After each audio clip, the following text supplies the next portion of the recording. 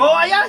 Kakalaro, dito na naman kayo. So, welcome to our new episode na. Ito ulit. Dito ulit tayo kay Sir Russell. Titingnan naman natin yung breeder slope niya. So, pinakita ko nakaraan yung flyer slope niya. So, ito naman, para magka-idea kayo sa breeder slope. Kasi itong breeder slope ni Sir Russell, hindi naman ganun kalaki, pero talagang napagkasya niya lahat. So, para makita niyo yung breeder slope niya, ipapakita na natin ngayon. So, yun, buti naman, welcome tayo Sir Russell para ipakita to. O, ito, pakita muna natin, ito Sir Russell. Ito na yung, ano to Sir? Ito yung stock? Kak. Ito kak lahat yan. Kak to. O, kita nyo naman, pababa yung, ito yung flyer slope niya sa taas. Ngayon, ito yung mga kak section niya ng mga breeder. Stock bird to. Kita nyo, naka-tiles yung baba. Malinis. Paano to? Araw-araw nilinis? Araw-araw yun. Araw-araw. Na pinagkinayos na dikit-dikit yung mga Madali kasi pinag-combine niya. naka-tiles. O, isang- Naka-crazy cut. Pinaka-crazy ko kasi hindi pantay yung ano eh. Talagang binasag-basag siya. Oo, na- binasag-basag para hindi... Kasi hindi pantay yung ano, yung sahig. Tapos binobomba siya ng... So, binobomba yan. Ah, Una-muna pressure kakaslasin. washer. Pagkakaslas, bobomba yan, tapos disinfect. Ganon, lingguhan. O lingguhan. Ito yung pakita mo yung mga kondisyonan ng mga mga stock niya. So ayan May ibon nga tayo dito, yun Parang hindi ko na ibon. Ang ganda ng kondisyon. Ito. Pati yung yan, nandun. Yung hen, nandun naman sa kabila. Doon sa kabila, hen. Oo.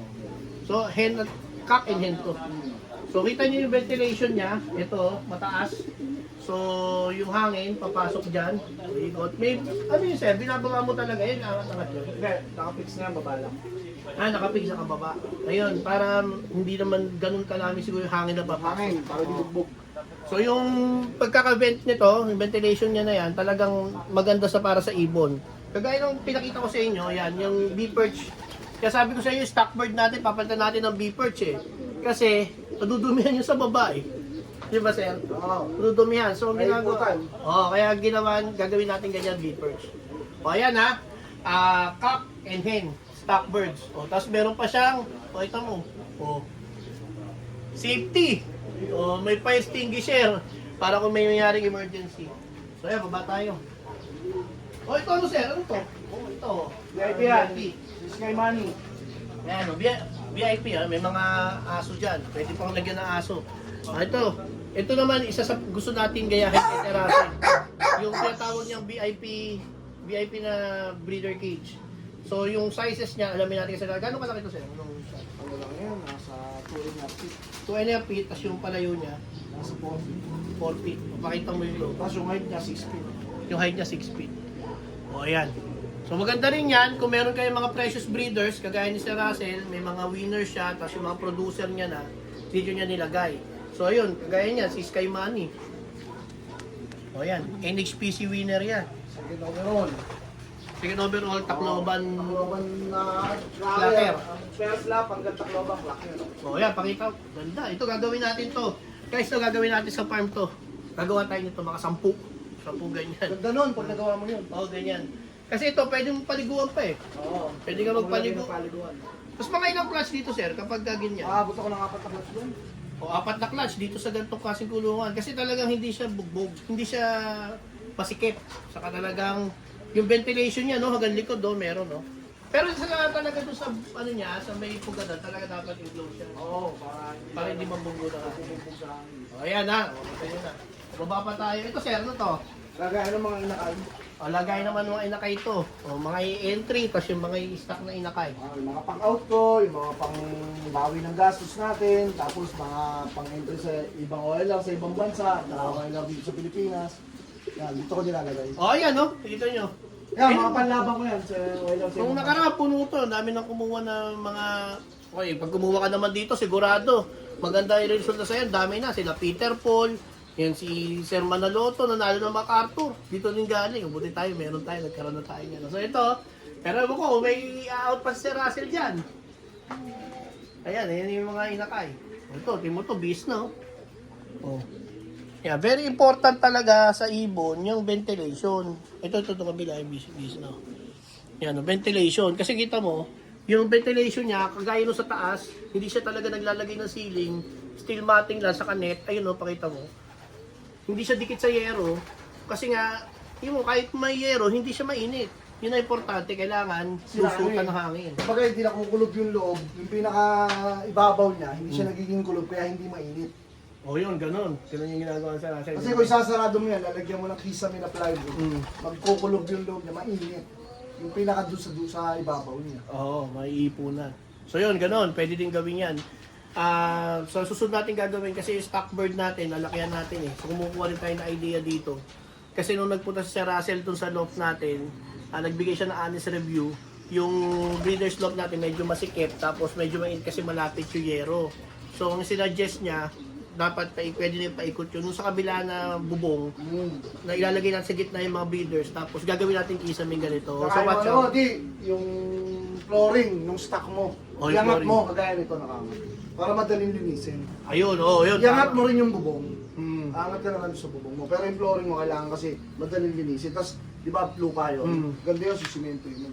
Oo, simento. Kasi yung singaw ng lupa, lalo kung di ka gumagamit ng apog, yung ammonia, pag nabasa ang ibon, umakit siya. Pag naamoy ng ibon, sensitive talaga ang kalapate, madaling tamaan ng sakit. Kaya sa mga lupa ang gamit, apog, bubuhusan nyo ng apog. Nabibili sa palengke yun. Yun, may nilalagay pa ng ganun, apog. Pero yung sa atin kasi mababa eh. So nakita niya honest review doon, taasan. Kasi pag tinaasan mo yun, para yung kasya yung kagaya nito, para hindi umaabot yung ano. Pansin nyo, sa Allegri OLR, yung pagkakadesign niya si Russell ng lock doon, ang taas nung ano niya eh. Parang dalawang pala pag yung isang pinakamalalim doon eh, no? Kasi ang importante talaga sa akin lagi, yung loop, madaling linisin. Kaya idinidiin ko yan lagi, madaling. Bakit kasi? Ang pagiging malinis kasi, sa kalapate, ay maganda, lalo-lalo na sa nag-aalaga. Ay pala. Kasi siyempre, pwede tayo magkasakit. Yung mga balahibo nila, maamoy natin, pag di tayo naglilinis, ipot nila, alikabok, di ba? O yun, importante din yun. Importante yung health din natin.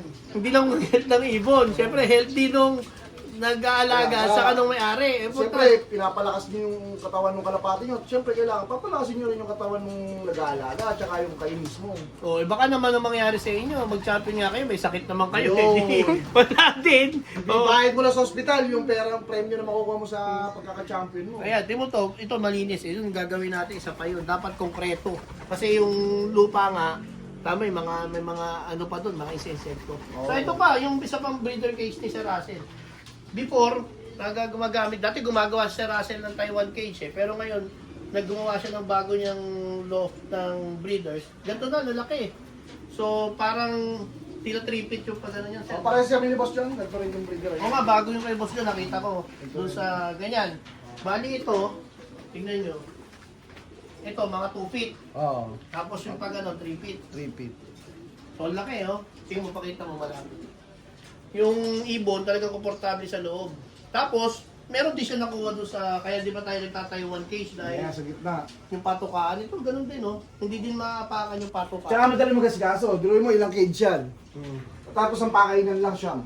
3, 6, 9. Oo nga, no. Siyam na pakainan, siyam na painuman. Ito, sir, talaga dapat ang cook tray kahoy mo. Oo, para kasi yung sinisip-sip niya yung moisture. Importante talaga yung moisture. Kasi pag pangit ang moisture ng loop nyo, malagkit ang kalapati. Sa mga yun. ibo. O, isa pa.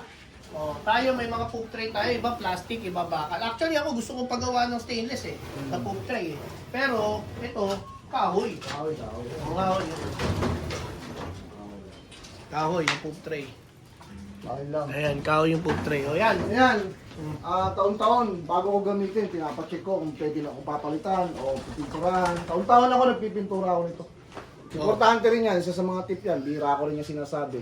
Na taon-taon dapat bago kayo maglagay, kunyari flyer nyo tapos na yung karera, disinfect, tapos pinturahan. Para yung mga sakit na nakuha ng ibon nyo, doon sa natapos na karera, sa truck, na salamuhan nila mga ibon, nadala nila sa loop nyo, kahit pa paano, mape-prevent nyo yun, mamamatay yung bakterya sa loop nyo. O Diba, yun. suplete. Apoy. Naapoyan nila yung loop nila, yung mga box. Para mamatay yung ano. Oo, ganun. Kaya sa akin, disinfect, tapos pintura lang. Kasi Oo, wala sa yung iba, mga suplete. sunog. Takot ako doon, baka masunog. Baka masunog nga. O tayo, ako naman ginagawa, parang pwede din yung ano, di ba? Parang sunrocks ba? Bleach. Oo, kasi disinfect O, disinfect ko. Ngayon, may mga bago ng mga produktong pan-disinfect. Maganda yung gamitin natin kapag ano. O, ayan, ito papakita ko lang sa inyo. Ito yung isa pang Taiwan cage sa Russell para doon sa iba niyang breeder. Kasi masyado ng maraming breeder sa Russell. Ito, ilang butas to, sir? Bali ano to eh. 3, 6, 9, 12, Okay. 18, tapos tatlong VIP, 21, tapos 8 butas dito. Yan, 29. O, 29 29 pairs. pairs ang nabasala ni Sir Russell. O, ayan na. Okay na kami ha. O, ngayon, may mga bang may shoutout si Sir Russell. Shoutout sa lahat ng mga follower ni Kalaro, ni RY4. Suportahan nyo yung vlog niya. Nakita nyo naman, masyado kayong natututo, informative. At talagang idadali niya kayo sa mga maayos na fancier para may makuha kayong idea.